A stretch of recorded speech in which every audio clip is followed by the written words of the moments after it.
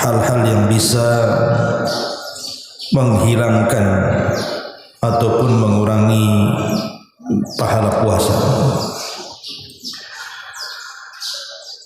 Ma'asyiral muslimin yang dimuliakan Allah Subhanahu wa taala.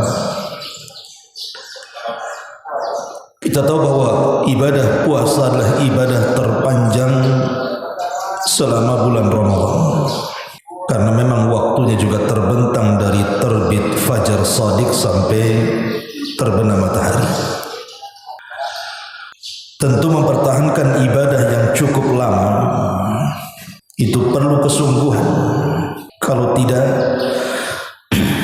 maka boleh jadi bukan hanya menghilangkan pahala, tapi juga bisa membatalkan puasanya. Dan kita tahu bahwa tentu sebagiannya disepakati dan sebagiannya diperselisihkan, mukhtalafun fiha. Di antaranya adalah al-jima'u amdan. Al-jima'u amdan. Seorang suami melakukan hubungan bersama istrinya secara sengaja, maka itu sepakat batal puasanya dan dia harus bayar kafarah. Kemudian yang kedua al-istimna, mengeluarkan sperma dengan tangannya, atau bahasa kita onani atau yang semacamnya.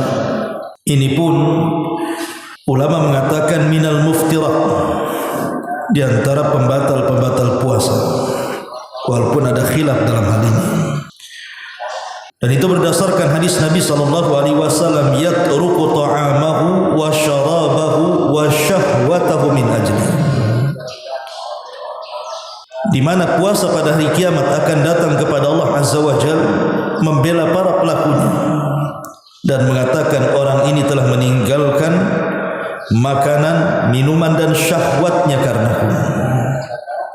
Menunjukkan bahwa meninggalkan syahwat itu salah satu yang menjadikan puasa itu sah. Artinya kalau dia mengikuti syahwatnya dengan cara istimta atau istimna, maka sebagian ulama mengatakan batal puasanya. Kemudian yang ketiga al-aqlu wasyurbu amdan, makan dan minum secara sengaja.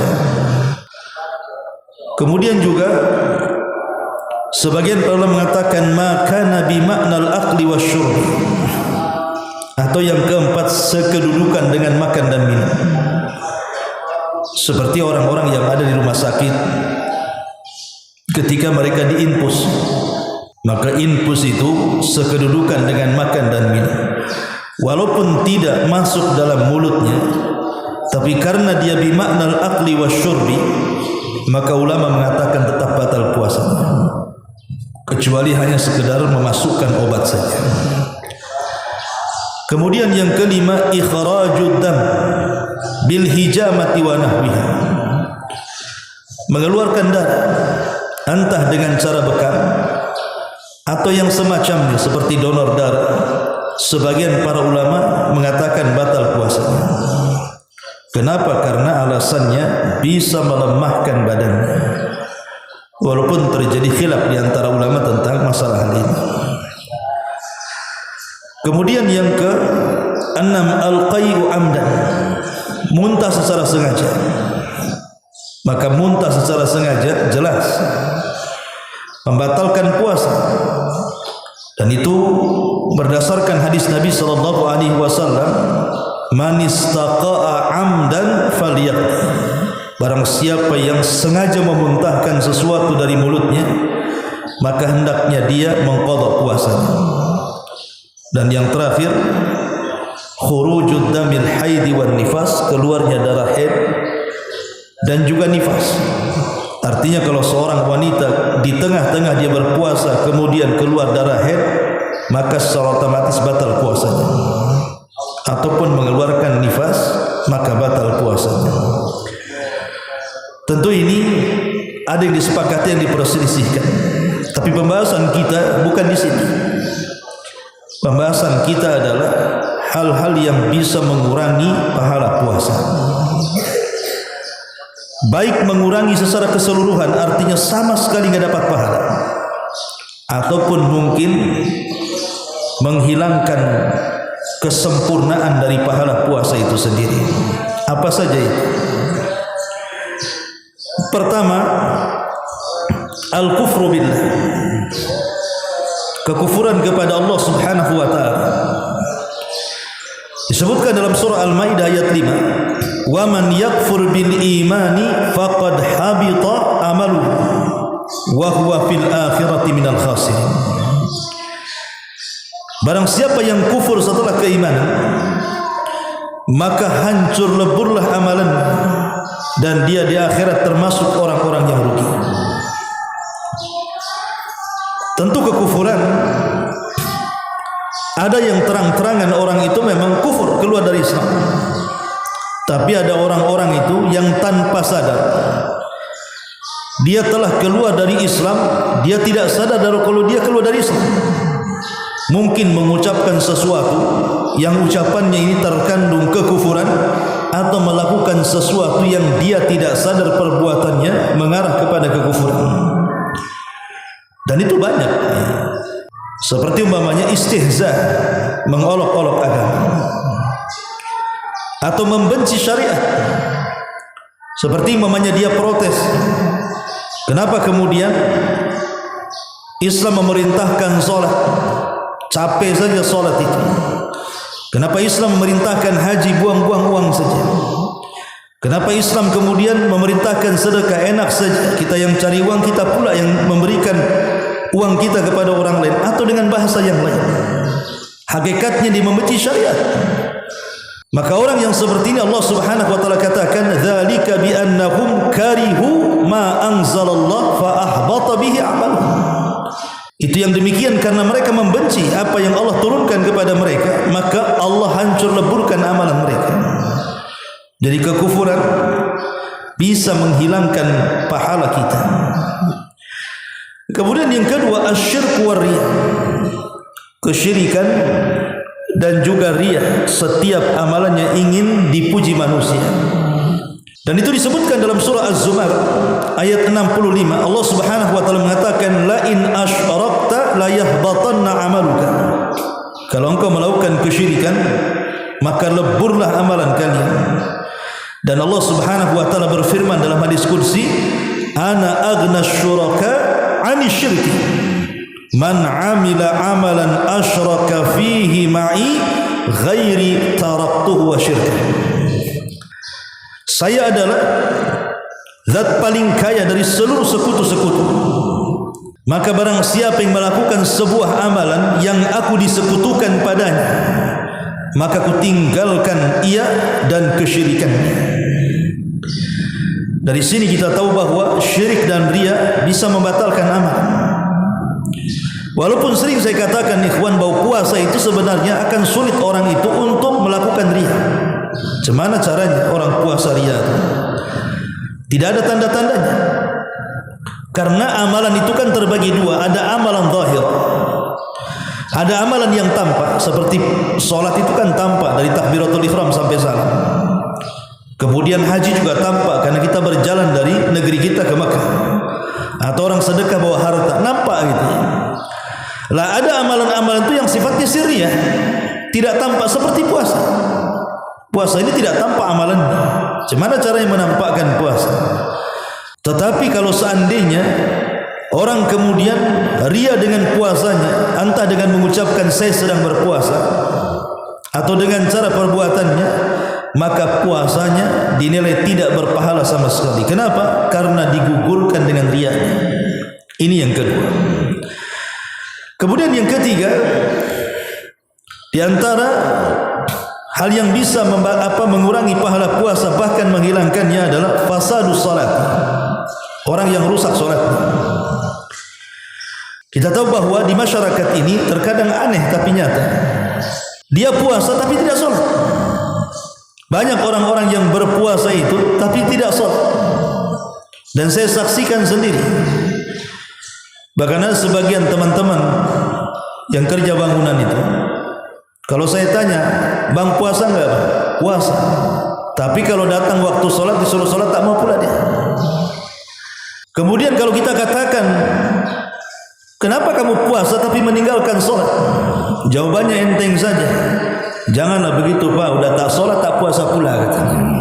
Kadang-kadang jawabannya enak sekali. Kita katakan bahwa Nabi SAW mengatakan, Inna awal ma yuhasabul abdu yawmal qiyamah salatuhu. Fa in saluhat salatuhu saluha sairu amalihi. Wa in fasada salatuhu fasada sairu amalihi. Kata Nabi SAW, awal yang pertama kali manusia dihisab pada hari kiamat, tentu maksudnya hak kita dengan Allah. Karena hak itu ada dua. Ada hak kita dengan Allah, ada hak kita dengan hamba. Kalau hak kita dengan Allah yang pertama kali dihisab adalah solatnya. Tapi kalau kita dengan hamba Allah yang lainnya, yang pertama kali dihisab adalah soal darah, soal pembunuhan.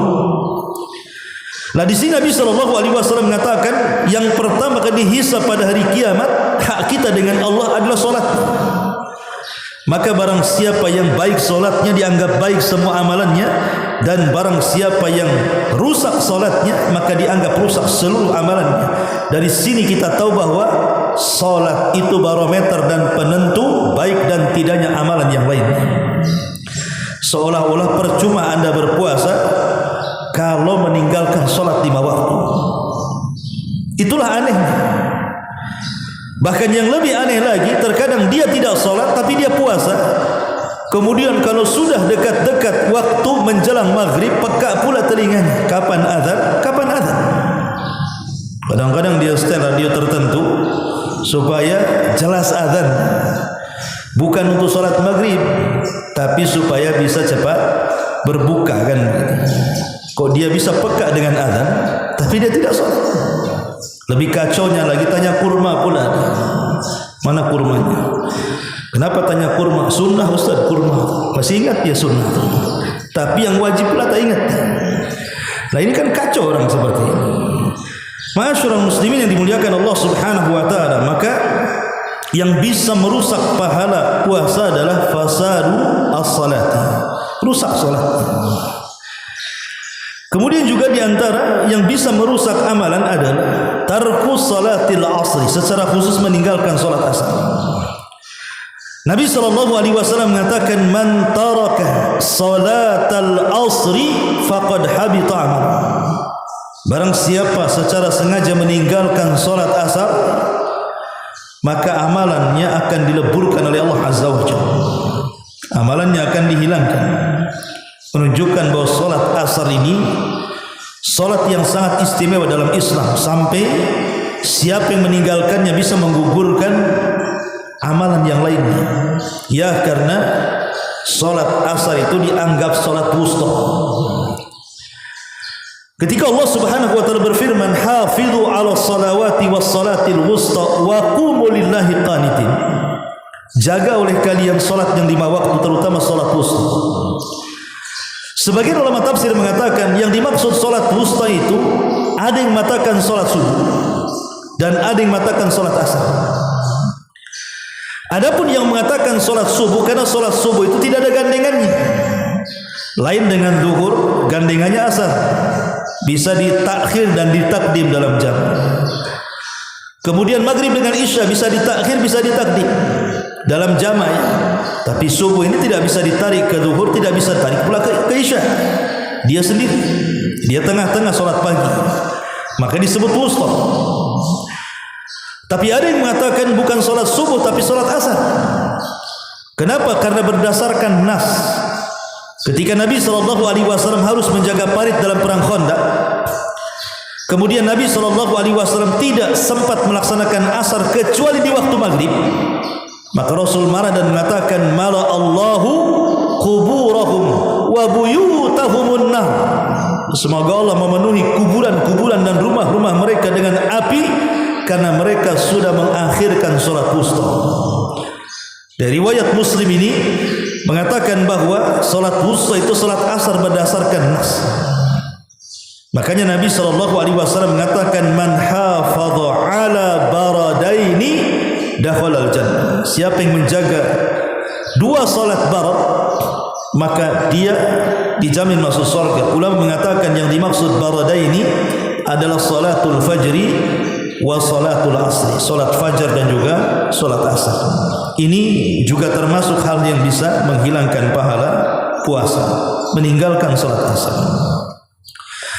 Kemudian juga hal yang bisa menghilangkan pahala adalah iqtina'ul kalb, memelihara anjing. Anda kalau seorang muslim kemudian berpuasa, kemudian masih memelihara anjing tanpa ada uzur syar'i, ya hanya sekedar senang-senang saja, layaknya orang memelihara kucing gitu ya. Mungkin ingin melihat keindahan bulunya, bentuknya, warnanya, atau begitu seterusnya. Enggak ada uzur syar'i, hanya untuk senang-senang saja. Maka Nabi SAW mengatakan, man amsaka kalban fa innahu yanqusu kulla yawmin min amalihi qirah. Barang siapa yang kemudian memelihara seekor anjing, maka setiap hari pahalanya akan dikurangi sebesar kirat. Kirat itu sebesar gunung Uhud. Coba bayangkan, setiap hari sebesar gunung Uhud pahala kita hilang.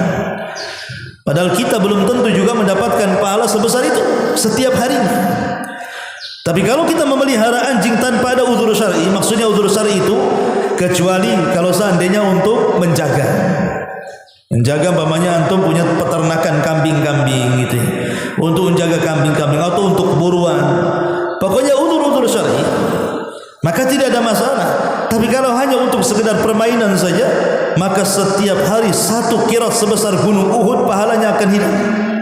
Maka sebaiknya hindari memelihara anjing, apalagi anjing sendiri binatang najis. Kemudian juga di antara hal-hal yang bisa menghilangkan pahala puasa adalah qaulun au amalu zuri, ucapan atau perbuatan yang sifatnya zur.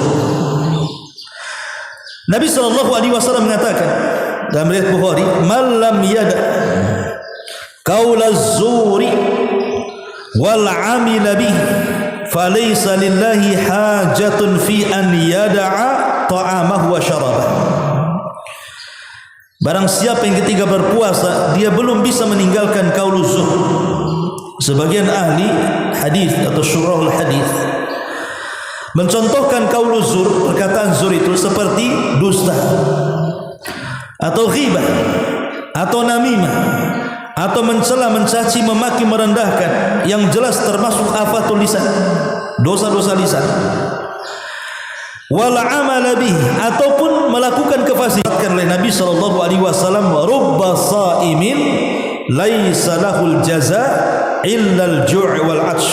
Berapa banyak orang yang berpuasa tidak mendapatkan apapun kecuali hanya menahan lapar dan dahaga saja. Ma'asyiral muslimin yang dimuliakan Allah Subhanahu wa taala, ini juga di antara hal-hal yang menghilangkan puasa, termasuk juga intihak hurumatillahi fisir, merobek kehormatan Allah ketika dia bersendirian, atau dengan kata lain dosa yang dilakukan tanpa ada orang yang tahu, hanya dia dengan Allah saja. Jadi dosa sirri. Disebutkan dalam sebuah hadis, kata Nabi SAW, la'alamanna aqwaman min ummati, akan aku beritahu kepada kalian sebuah kaum dari umatku, ya'tuna yawmal qiyamati bihasanati amthal jibal tihama. Nanti pada hari kiamat ada orang-orang yang datang menghadap Allah itu membawa pahala sebesar gunung Tihama. Gunung Tihama itu lebih besar, gunung besar ya yang ada di Saudi, tetapi lebih kecil daripada gunung Uhud, gunung Tihama. Nanti ada orang-orang yang datang menghadap Allah membawa pahala sebesar gunung Tihama. Tapi apa yang terjadi? Fayaj'aluhallahu haba'an mansura. Tiba-tiba pahala itu dilenyapkan Allah begitu saja. Kemudian Thauban, perawi hadis, Thauban maula Nabi SAW bertanya, "Ya Rasulullah, sifhum lana alla nakuna minhum." Rasul, sifatkan mereka agar kami tidak seperti mereka. Maka Nabi SAW mengatakan, amma innahum ikhwanukum wa min jildatikum wa ya'khuduna minal laili kama ta'khudun. Adapun mereka seperti kalian, saudara-saudara kalian, dan seperti kulit-kulit kalian. Mereka pun sama, terkadang mereka melaksanakan solat malam seperti yang kalian lakukan. Artinya mereka rajin ibadah. Walakinnahum, tapi Rasul mengatakan, aqwamun idza khalau bimaharimillahi intahakuha. Tapi mereka sebuah kaum, apabila mereka bersendirian, tidak ada yang tahu kecuali mereka dengan Allah, mereka pun mulai merobek kehormatan Allah, mulai merobek keharaman Allah. Dari sini kita tahu bahwa jangan pernah menganggap remeh dosa sirri. Dan musibah hari ini yang paling besar terhadap dosa sirri apa? Handphone. Itu dosa sirri. Karena apabila kita melihat handphone ketika kita berpuasa, coba kita melihat YouTube ataupun Instagram atau TikTok atau apa istilahnya, program-program dalam handphone ini, terkadang tanpa sadar kita melihat aurat-aurat yang diharamkan untuk dilihatkan, atau mendengarkan berita-berita hoax. Coba bayangkan antara kita dengan handphone saja kan, mendengarkan ghibah, mendengarkan namimah, mendengarkan berita hoax dalam handphone tersebut, dan kita asik mendengarkannya dan asik menonton. Tanpa sadar pahala sebesar gunung Tihama akan hilang. Makanya para ulama mengatakan supaya balance, bahasanya supaya balance. Kalau dalam satu hari ini kita pernah melakukan dosa sirri, dosa yang tidak ada yang tahu kecuali kita dengan Allah Subhanahu wa taala, maka lakukan hal yang sama, lakukan ibadah sirriyah juga pada hari yang sama. Jadi kalau hari ini mungkin kita sibuk dengan handphone kita, melihat hal-hal yang diharamkan, melihat aurat atau hal-hal yang tidak senonoh untuk kita lihat, kemudian kita lihat atau mendengar atau keasikan menonton, maka di waktu yang sama juga kalau bisa lakukan ibadah sirriyah, entah istighfar, entah berzikir, entah baca Quran, yang tidak ada yang tahu kecuali kita dengan Allah Subhanahu wa taala, supaya pahala kita itu tidak hilang dengan dosa sirriyah. Maka lakukan ibadah sirriyah juga. Ma'asyiral muslimin yang dimuliakan Allah Azza wa Jalla, ini di antara hal-hal yang bisa mengurangi atau bahkan menghilangkan pahala puasa. Kemudian juga uququl walidain, durhaka dengan orang tua. Ini juga bisa menghilangkan pahala. Karena bagaimanapun ibadah itu ditentukan, artinya dalam ibadah kita itu kan kita mencari ridha Allah. Apa sih kita yang kita cari dalam ibadah kalau bukan karena mencari ridha Allah? Sementara ridha Allah itu ditentukan dengan ridhonya kedua orang tua. Maka Rasul mengatakan ridha Allah fi ridhal walidain. Maka keridhaan Allah ditentukan dengan ridhonya orang tua, dan murkanya Allah juga terkadang ditentukan dengan kemurkaan orang tua. Ini di antara hal-hal yang bisa mengurangi bahkan menghilangkan pahala puasa. Kemudian juga di antara hal-hal yang bisa menghilangkan pahala puasa adalah berzina atau bermaksiat kepada Allah Subhanahu wa taala. Zina ini kan tidak mesti zina besar, artinya perhubungan layaknya suami istri. Artinya zina ini bisa dilakukan dengan mata, bisa dilakukan dengan telinga, bisa dilakukan dengan lisan, bisa dilakukan dengan tangan dan kaki. Walaupun kemudian nanti dibenarkan dengan kemaluan, tetapi ini bisa mengurangi pahala puasa kita dengan melihat aurat dan begitu seterusnya. Maka ini bisa menghilangkan pahala puasa kita. Termasuk juga kata para ulama az-zulm wal i'tidah, melakukan kezaliman, melakukan kezaliman kepada orang lain saat berpuasa, maka ini bisa menghilangkan pahala kita. Hadis yang sering saya sampaikan, hadis muflis, hadis bangkrut. Nanti pada hari kiamat ada orang-orang yang membawa pahala besar, tapi di sisi lain dia pernah menzalimi si fulan. Maka terjadi barter antara pahala dan dosa, sampai ketika ludes seluruh pahalanya karena diberikan kepada orang lain, terpaksa pula dosa orang ditanggungnya. Itulah yang disebut dengan bangkrut, dan itu akibat kezaliman yang kita lakukan kepada orang lain. Inilah di antara hal-hal yang bisa menghilangkan pahala puasa, bahkan menghilangkan secara keseluruhan.